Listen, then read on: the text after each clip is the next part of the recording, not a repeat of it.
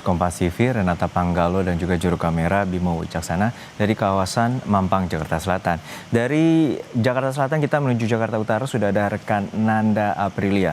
Nanda, untuk saat ini bagaimana pantauan Anda terutama banjir yang menggenangi di kawasan Jakarta Utara?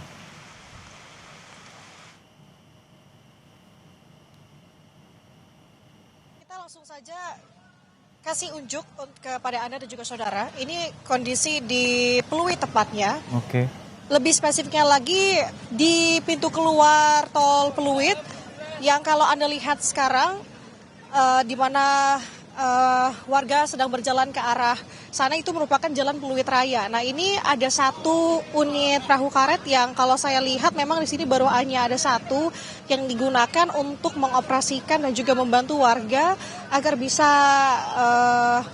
hilir mudik begitu ya ke sana kemari menggunakan perahu karet. Karena Juno kalau saya lihat dengan seksama memang kalau dari perjalanan kami menuju ke sini tadi melalui tol dari arah Selipi menuju ke Pluit memang tadi cukup macet. Bahkan memang berjalan tapi tidak terlalu lancar begitu. Nah, ini kondisinya Juno dan juga saudara banyak juga karena sekarang hujannya sudah tidak terlalu deras. Jadi banyak juga memutuskan dari warga untuk kembali melanjutkan perjalanan meski mereka harus menenteng kendaraan mereka, khususnya kendaraan roda 2. Saya mau coba untuk bertanya kepada salah satu warga di sini. Selamat pagi Bapak, izin saya Nanda dari Kompas TV. Dari mana? Bapak namanya siapa? Nama saya Diki. Mau kerja di arah apa? Pluit Village. Iya. Mana berarti? Saya dari Grogol. Dari Grogol. Ini berarti udah diteng-teng motornya dari mana? Apa baru pas sampai di sini? Saya dari 7:30 tuh sudah neduh di dekat halte, di depan halte. Mana tadi? Halte Pluit sini. Dari 7:30 sampai sekarang kan saya udah kelamaan banget, jadi akhirnya dorong aja udah. Iya. Motor aman masih bisa nyala? Motor nyala cuma nggak bisa jalan. Iya. Ini mau tetap ke kantor? Iya. Siap, Mas. Terima kasih, Mas Digaya. Hati-hati di perjalanan.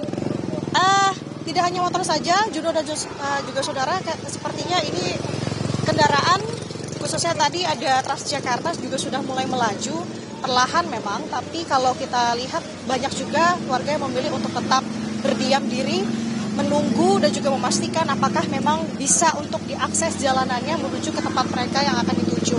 Nah, ini tampilannya saudara, ada juga di sini gerobak angkut ya, dadakan tentunya yang saya lihat memang cukup banyak dioperasikan di sini untuk membantu kendaraan-kendaraan dari warga yang memang memilih untuk tetap lanjutkan perjalanan mereka.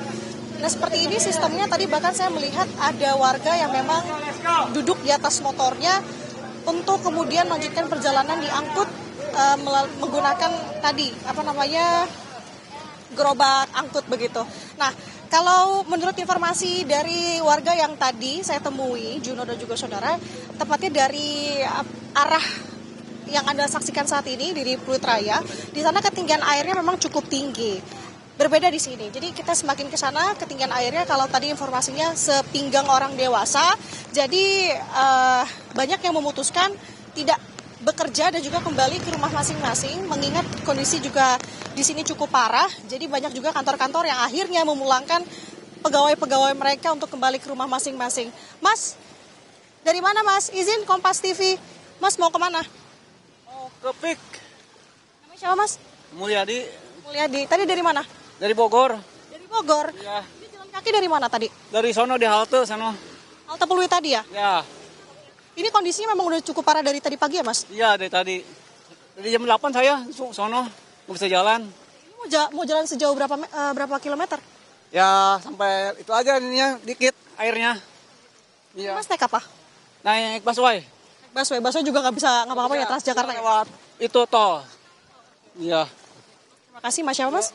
Mas Mulyadi. Ya. Terima kasih banyak Mas Mulyadi, hati-hati. Itu saudara kalau kita akan mencoba sebenarnya ke yang menurut kata warga di sana titik yang lumayan parah dan juga kedalamannya cukup tinggi. Kita akan pastikan berapa sebenarnya ketinggian air di sana. Sementara demikian. Anda, untuk saat ini tadi BPBD DKI Jakarta mengonfirmasi bahwa ada beberapa pompa air yang juga telah dikerahkan. Lalu seperti apa pengamatan Anda terkait dengan mitigasi dari banjir yang terjadi di wilayah DKI Jakarta ini dan terutama di kawasan Pluit?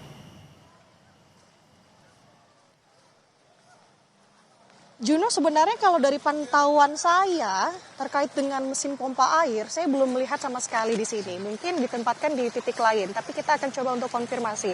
Yang jelas, Juno, di sini ketinggian air juga masih belum surut sejak tadi pagi, kurang lebih sekitar pukul 6 pagi. Sekarang sudah pukul 11 hampir mau jam 12 siang. Kondisinya masih seperti ini, apalagi dengan kondisi hujan yang masih kerap kali turun dengan deras di sini, sehingga tentu pompa air dibutuhkan segera dan juga di mapping atau diletakkan di titik-titik tertentu khususnya di kawasan Pluit ini. Jadi apalagi kalau melihat kondisi di sini, Juno dan juga saudara, kondisinya juga masih mendung ya. Ini yang masih dikhawatirkan apalagi dengan hujan yang kerap kali turun dengan derasnya. Nah ini seperti yang tadi saya katakan, Juno, ini sepertinya warga sudah mulai berjalan kembali untuk melanjutkan perjalanan mereka. Ya, ini situasi yang terjadi dari dini hari tadi dan juga berdampak pada aktivitas warga yang tentu ingin berangkat bekerja, dan tadi salah satu warga harus berjalan kaki dan menunggu hingga 4 jam. Dan untuk saat ini apakah dari pantauan Anda terutama saat ini transportasi umum seperti Transjakarta ini lumpuh, adakah truk yang dikerahkan oleh pemerintah provinsi ataupun TNI Polri untuk membantu warga memobilisasi ke tempat kerja ataupun rumah mereka? Kalau untuk bantuan dari pemerintah pusat, kalau menurut pantauan kami memang belum disediakan, tapi tadi ada satu perahu karet yang memang disediakan oleh RT setempat untuk bisa mengakomodasi perjalanan dari warga, membantu hilir mudik warga untuk bergerak. Tapi kalau misalkan kami melihat sejauh ini memang sudah ada beberapa Transjakarta yang mencoba untuk bisa melaju. Karena kenapa? Karena kalau saya lihat saudara, memang dari arah Selipi tepatnya menuju ke Pluit di sana sudah macet cukup panjang. Banyak kendaraan khususnya Transjakarta ini mengantri begitu ya, sehingga mereka mencoba untuk berjalan. Tapi kalau saya lihat tadi ada salah satu Transjakarta yang mencoba untuk berjalan, ini tampak stuck atau berhenti, Juno. Tampaknya memang betul kalau menurut penuturan dari salah satu warga yang tadi mencoba untuk bisa melihat ke arah Pluit, Jalan Pluit Raya atau dari dekat dari Emporium Pluit Mall. Di sana ketinggiannya cukup parah. Jadi kita akan konfirmasi lagi, kita akan melihat berapa ketinggiannya. Sejauh ini kita masih berjalan bersama dengan warga menuju ke tempat kerja mereka masing-masing yang berada di sekitaran Pluit. Oke, dari terutama lokasi tadi Anda terakhir berhenti, dan kemudian ini dari banjir ini dari wilayah Grogol hingga wilayah mana untuk dari informasi yang Anda dapatkan?